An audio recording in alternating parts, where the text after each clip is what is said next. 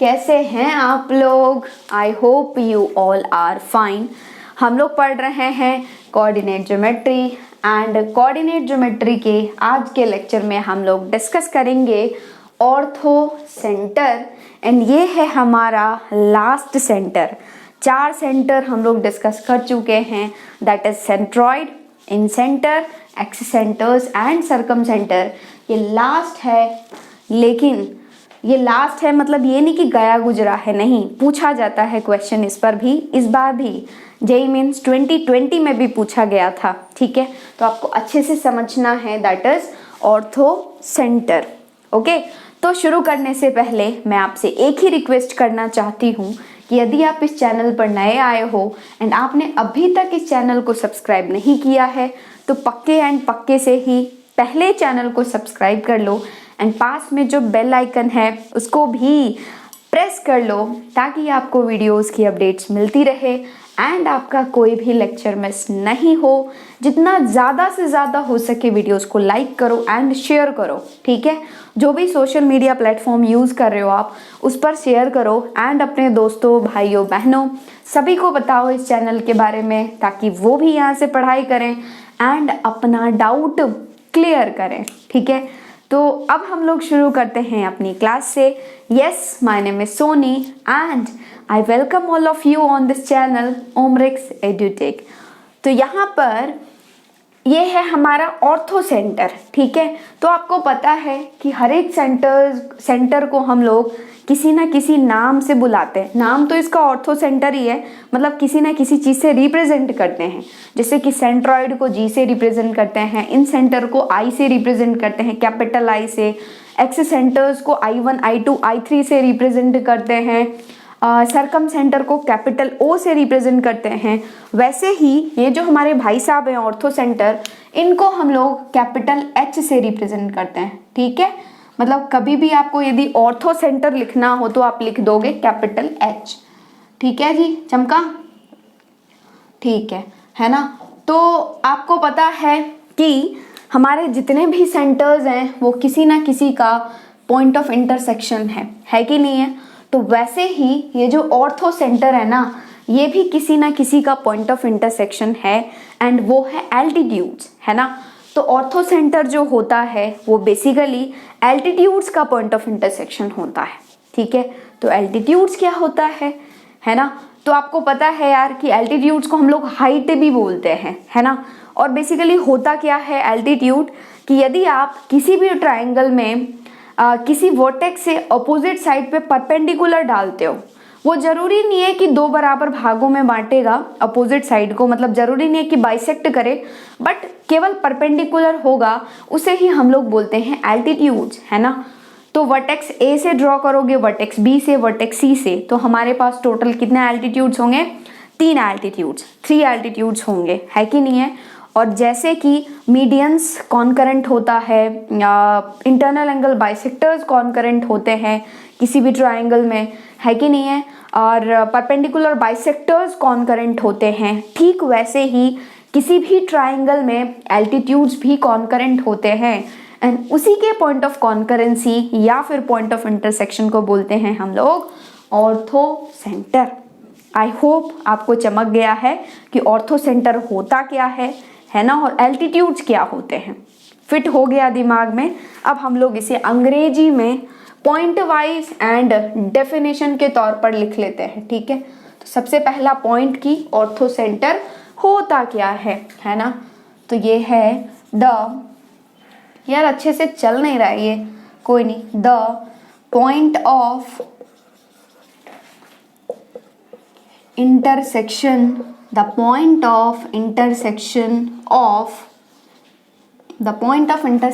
of altitudes, the point of intersection of altitudes of a triangle is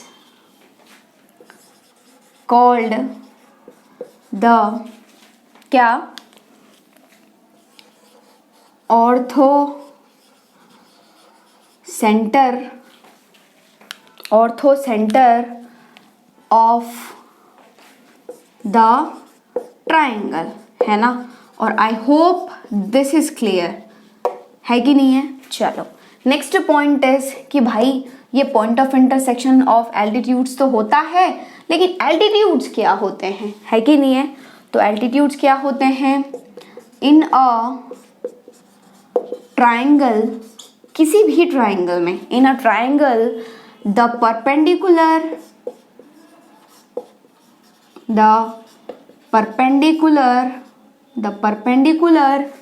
drawn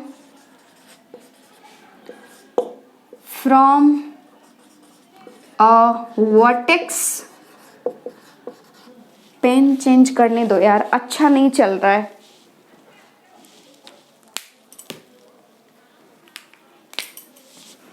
In a triangle, the perpendicular drawn from a vertex to the, ये हुई ना बात, है ना, to the opposite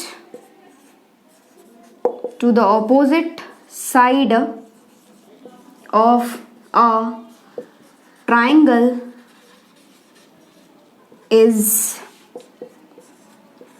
called an altitude of a triangle, है ना जी, चमक गया है ना जी, ठीक है। तो ये हो गया ऑर्थोसेंटर क्या होता है, ये हो गया एल्टीट्यूड क्या होता है। ये तो आपने 10th में भी पढ़ा होगा यार, बट हम लोग हर एक चीज़ को डिस्कस कर लेते हैं ताकि आपके एक ही नोटबुक में सब कुछ कवर्ड हो, ठीक है। नेक्स्ट इज थर्ड पॉइंट, जैसे हम लोग सबका अभी तक फोटो देखते आए हैं कि दिखता कैसे है, वैसे ही यहाँ पर ऑर्थोसेंटर का फोटो देखेंगे, ठीक है जी, है ना। और सिंस हम लोग ऑर्थोसेंटर फाइंड करें ट्राइंगल का, तो हमारे पास एक ट्राइंगल होगा, है ना, और ये रहा हमारे पास एक ट्राइंगल, ठीक है। एंड इसके वर्टेक्स हैं ए, बी एंड सी। एंड जैसा कि आपको पता है कि आपको कोऑर्डिनेट ज्योमेट्री में ट्राइंगल के वर्टेक्स के कोऑर्डिनेट्स दे दिए जाएंगे। तो लेट अस कंसिडर कि ए का जो कोऑर्डिनेट है that is x1, y1, B का x2, y2 एंड सी का x3, y3, ठीक है। तो ये तो हो गया फंडामेंटल चीज़। अब हम लोग ड्रॉ करेंगे एल्टीट्यूड्स, ठीक है। तो एल्टीट्यूड क्या होगा, वर्टेक्स से आप ड्रॉ करोगे perpendicular to the opposite side and let us consider this point is D, ठीक है जी। वैसे ही आप यहाँ पर वर्टेक्स बी से भी ड्रॉ करोगे अपोजिट साइड पर perpendicular and let us consider this point is E. And वैसे ही आप वर्टेक्स सी से ड्रॉ करोगे अपोजिट साइड पर perpendicular and let us consider this point is F, ठीक है। तो आपने यहाँ पर देख लिया कि ये जो बेसिकली ये ए डी, ये बी ई, ये सी एफ, ये क्या हैं, एल्टीट्यूड्स हैं किस ट्राइंगल के, ए बी सी के, ठीक है। और ये तीनों ही लाइन सेगमेंट्स केवल एक ही पॉइंट पर मिल रही है एंड इसी पॉइंट को हम लोग बोलेंगे ऑर्थो सेंटर, जिसको हम लोग कैपिटल एच से लिखेंगे, ठीक है। तो आई hope this is clear. And यही फोटो है किसका, ऑर्थो सेंटर का, ठीक है। चमक गया, दिमाग में फिट हुआ, ठीक है, बहुत अच्छी बात है। ओके, तो ये हो गया, है ना। तो अब आप बोलोगे कि मैम यदि मुझे वर्टेक्स के कोऑर्डिनेट्स दे दिए जाएंगे तो मैं ऑर्थो सेंटर फाइंड कैसे करूँगा, क्या कोई फॉर्मूला है। तो मैं आपको बोलूँगी कि हाँ बिल्कुल फॉर्मूला है। जैसा हमने सर्कम सेंटर में फॉर्मूला देखा था बिल्कुल लास्ट में, वैसे ही वो फॉर्मूला मैं आपको बिल्कुल लास्ट में बताऊंगी, ठीक है, क्योंकि आप जिंदगी में कभी उस फॉर्मूले का यूज़ नहीं करोगे ऑर्थो सेंटर निकालने के लिए, ठीक है। तो कैसे निकालोगे, ठीक जैसे हमने सर्कम सेंटर में देखा है। हमने सर्कम सेंटर में ये देखा है कि जब कभी भी आपको किसी भी ट्राइंगल का सर्कम सेंटर चाहिए तो सबसे पहले आप चेक करोगे कि भाई ये ट्राइंगल है कौन सा, क्या ये इक्विलेटरल है, क्या ये राइट एंगल है, ठीक है। ठीक उसी तरह से आप ऑर्थो सेंटर को भी फाइंड करोगे। जब कभी भी आपको ऑर्थो सेंटर फाइंड करना हो तो सबसे पहले आप देखोगे कि भाई ये ट्राइंगल है क्या, क्या ये इक्विलेटरल है, क्या ये राइट एंगल है, यदि वो इक्विलेटरल ट्रायंगल होगा तो आपको पता है यार कि इक्विलेटरल ट्रायंगल के केस में कोई भी सेंटर हो, चाहे वो सेंट्रॉइड हो या इन सेंटर हो या फिर सरकम सेंटर हो या ऑर्थो सेंटर हो, सारे ही सेंटर्स कोइंसिडेंट होते हैं। ठीक है, तो बेसिकली हमें जो कुछ भी फाइंड करना होता है इक्विलेटरल ट्रायंगल के केस में, तो हम लोग सेंट्रॉइड निकाल के दे देते हैं कि भाई जो भी सेंटर तेरे को चाहिए ले, दिस इज योर आंसर, है कि नहीं है।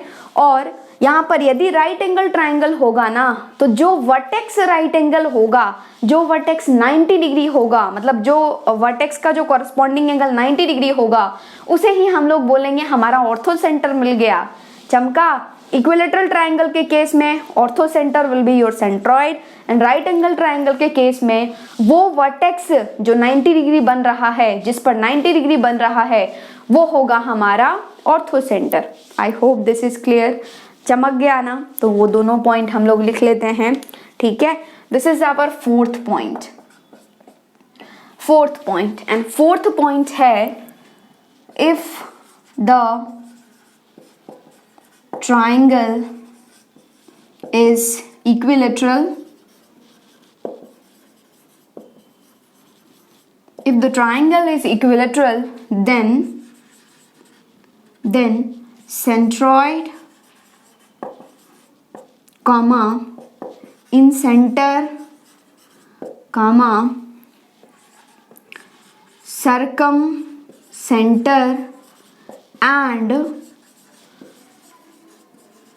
Orthocentre are coincident. ठीक है, तो यदि आपके पास ट्रायंगल इक्विलेटरल ट्रायंगल निकल के आता है, तो आप फटाफट से बोल दोगे कि orthocentre is our centroid, तो सेंट्रॉइड निकाल लो, है ना। Next is fifth point, and fifth point is right angle वाला। ठीक है, लिख लेते हैं हम लोग, in a right angled triangle, in a right angled triangle, the vertex at right angle is the ortho center of the triangle।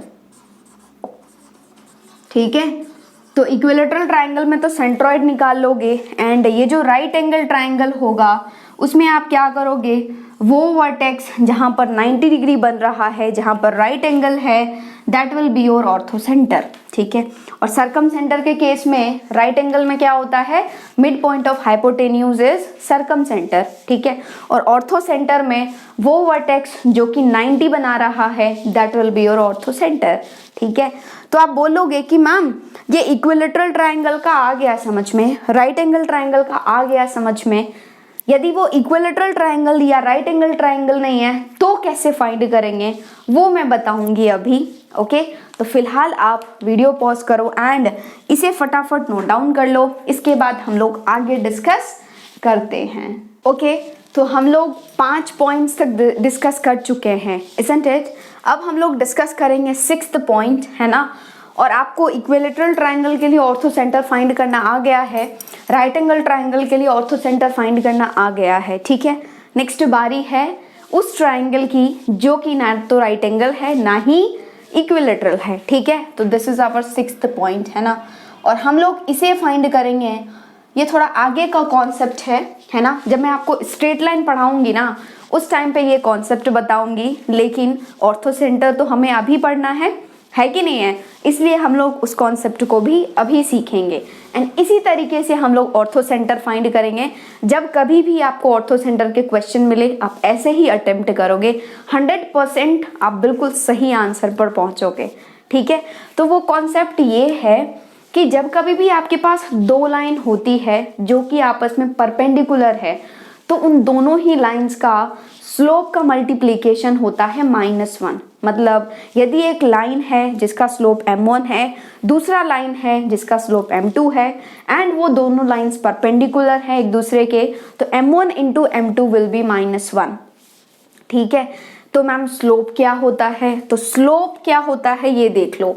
यदि आपके पास एक लाइन सेगमेंट ऐसे है, लाइन ऐसी है, लाइन बोलो या लाइन सेगमेंट बोलो, एंड यहाँ पर 2 पॉइंट्स दिए जा चुके हैं। This point is A x1, y1 and this point is b x2, y2, ठीक है। तो ये जो लाइन सेगमेंट है AB, इसका स्लोप क्या होगा, ठीक है। और स्लोप को हम लोग यूजुअली स्मॉल m से रिप्रेजेंट करते हैं। Then slope will be y2 minus y1 by x2 minus x1। चमका, what is slope, y2 minus y1 by x2 minus x1। चमक गया ना, यही होता है स्लोप, ठीक है। तो यहाँ पर जैसे आप देखोगे तो एक लाइन सेगमेंट है AD, एक लाइन सेगमेंट है BC, एंड दोनों ही एक दूसरे के परपेंडिकुलर हैं, तो इन दोनों का ही मल्टीप्लीकेशन विल बी -1, है कि नहीं है ना।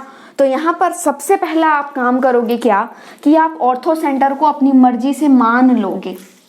जैसे हमने सर्कम सेंटर में माना था A, B, आप कुछ भी मान सकते हो आपकी श्रद्धा के हिसाब से, है ना। लेकिन हम लोग यहाँ पर A, B ही मान लेते हैं। आप कुछ भी मान सकते हो यार, नाम में कुछ नहीं रखा है।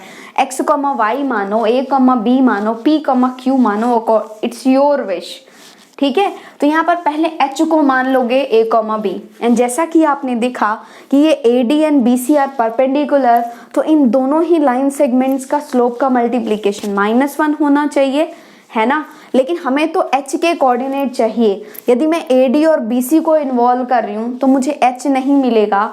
तो आप AD का स्लोप निकालो या फिर AH का स्लोप निकालो, बात एक ही है। स्लोप होता है इंक्लिनेशन, ठीक है।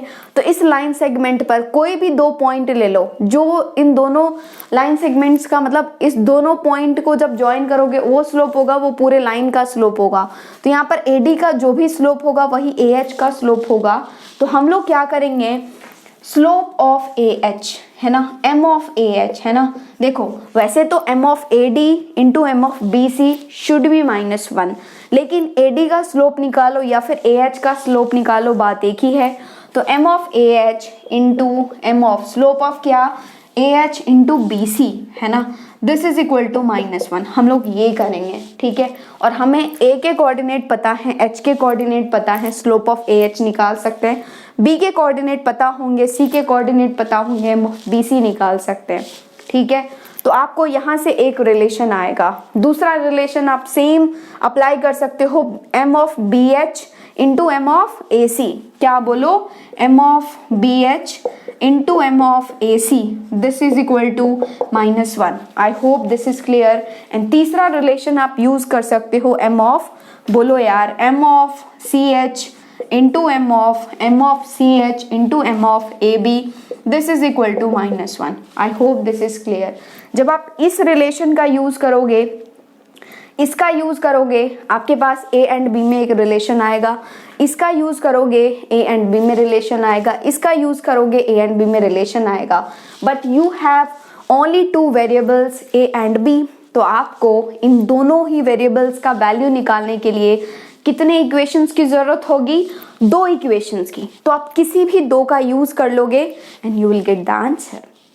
चमका, दिमाग में फिट हुआ। सबसे पहले चेक करोगे कि यार ये ट्रायंगल है कौन सा। यदि इक्विलैटरल है तो हम लोग सेंट्रॉइड निकाल के दे देंगे। यदि राइट एंगल है ना, यदि राइट एंगल है तो उस वर्टेक्स का कोऑर्डिनेट हमारा ऑर्थो सेंटर होगा जहां पर राइट एंगल बन रहा है, ठीक है। यदि इक्विलैटरल नहीं है, राइट एंगल नहीं है, तो we will use this concept, that is slope concept, ठीक है। m ऑफ AH, A यहाँ पर लिया ना, तो अब आप BC लोगे, ठीक है। m ऑफ BC बराबर -1। m of BH, you have used B here, then you will take another one, that is m of AC equal to -1. Here m of CH into m of AB equal to -1. किसी भी 2 का use करके you can get the answer of A and B. I hope this is clear. हम लोग next lecture में question करेंगे, उससे ज़्यादा क्लियर होगी। अभी फिलहाल आप अच्छे से समझ लो, एंड आई होप आपको चमक गया है, दिमाग में फिट हो चुका है, इजंट इट। चलो, तो नेक्स्ट है हमारा 7th पॉइंट, है ना जी। एंड 7th पॉइंट ठीक वही है यार। यदि हम लोग इन सेंटर की बात करें या सेंट्रॉइड की बात करें, वो एक्यूट एंगल ट्राइंगल हो या फिर ऑब्ट्यूज एंगल ट्राइंगल हो, है ना, दोनों ही ट्राइंगल के केस में ट्राइंगल के अंदर ही होता है ना। यदि सर्कम सेंटर ऑर्थो सेंटर की बात करें तो यदि एक्यूट एंगल ट्रायंगल है तो circum centre and ortho centre दोनों ही ट्रायंगल के अंदर होगा। यदि ऑब्ट्यूज एंगल ट्रायंगल है तो circum centre and ortho centre दोनों ही ट्रायंगल के बाहर होगा। ठीक है, कोई आपसे पूछेगा नहीं यार, कहीं यूज नहीं होगा, बट आपको हर एक चीज पता होनी चाहिए, कुछ भी छूटना नहीं चाहिए। ठीक है जी, तो यहाँ पर 7th पॉइंट इज यही है, फॉर एक्यूट एंगल ट्रायंगल, है ना, for acute angle triangle lies inside, ठीक है, कौन, ऑफ कोर्स ऑर्थो सेंटर, है ना, and for obtuse angle triangle lies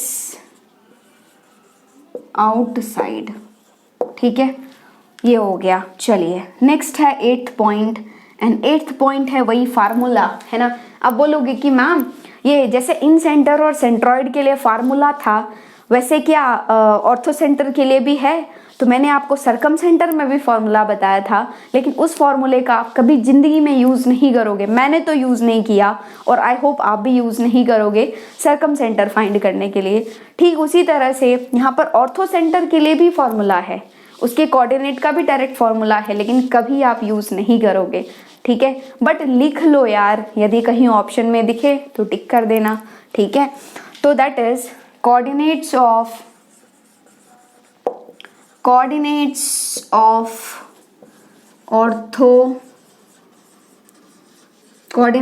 ortho centre are. ठीक है, ऑर्थो सेंटर को कैपिटल H से लिखते हैं तो ये हो जाएगा that is x1 tan A plus x2 tan B। वहाँ पर सर्कम सेंटर के केस में sin 2A sin 2B use हुआ था, यहाँ पर tan A tan B use होगा।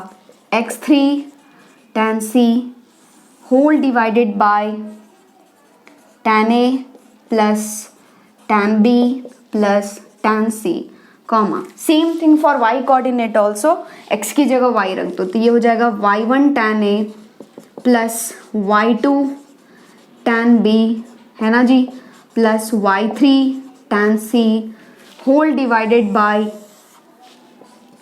tan A plus tan B plus tan C। ठीक है, I hope this is clear, है ना, चमक गया है आपको। ओके, तो मैं काम करती हूँ, ये हमारा ऑर्थो सेंटर का पूरा काम तमाम हो चुका है ना।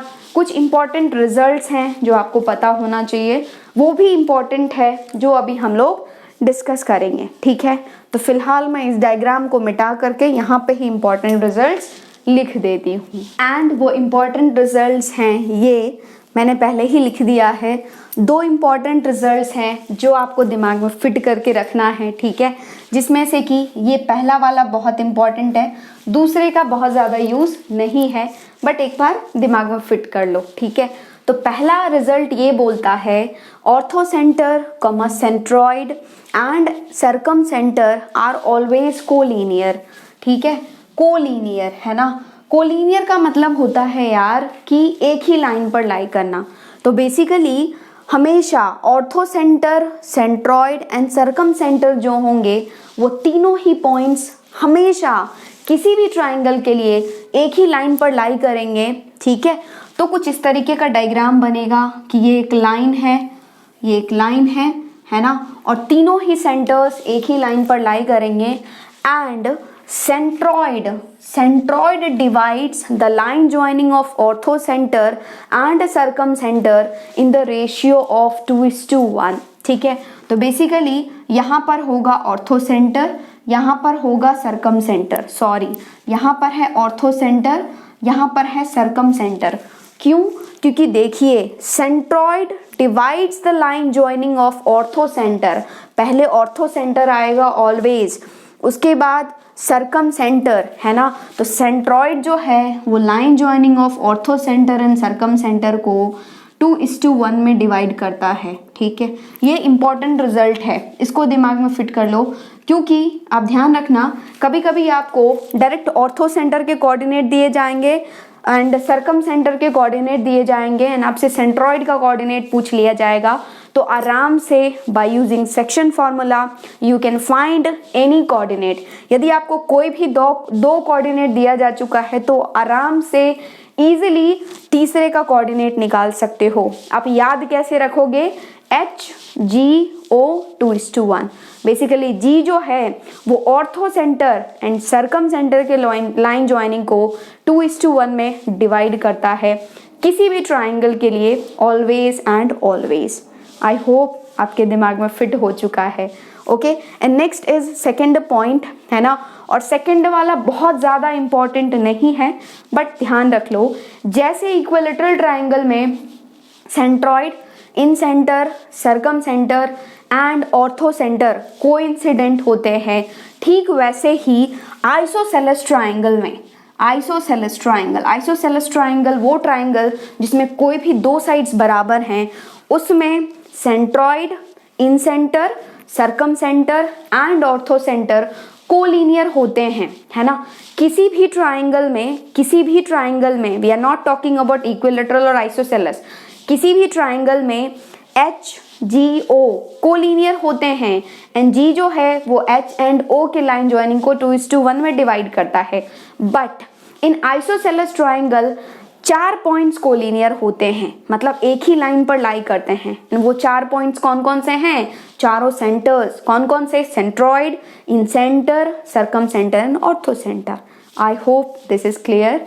ठीक है, तो यही था यार सब कुछ, सब सेंटर्स के लिए। आई होप हम लोग बहुत अच्छे से डिस्कस किए हैं। ठीक है, और जब आप क्वेश्चन सॉल्व करोगे तो आपसे 100% क्वेश्चन बन जाएंगे। ओके, तो फिलहाल तो इसे फटाफट से नोट डाउन कर लो, है ना। तो नोट डाउन कर लिए आप? ओके, तो आज हम लोगों ने डिस्कस किया है ऑर्थो सेंटर एंड उसके बाद कुछ 1-2 इम्पॉर्टेंट रिजल्ट्स। आई होप आपको समझ में आ गया है। अब बस नेक्स्ट लेक्चर में हम लोग सॉल्व करेंगे ऑर्थो सेंटर एंड ये जो इम्पॉर्टेंट रिजल्ट्स हैं इस पर कुछ क्वेश्चंस। ओके, इसके बाद हमारा ये सेंटर वाला पार्ट खत्म हो जाएगा। उसके बाद हम लोग शुरू करेंगे लोकस, है ना। बहुत मज़ा आएगा और कोऑर्डिनेट ज्योमेट्री में अब बहुत ज़्यादा कुछ नहीं बचा है, फटाफट से कंप्लीट हो जाएगा। इसके बाद हम लोग स्टार्ट करेंगे स्ट्रेट लाइन।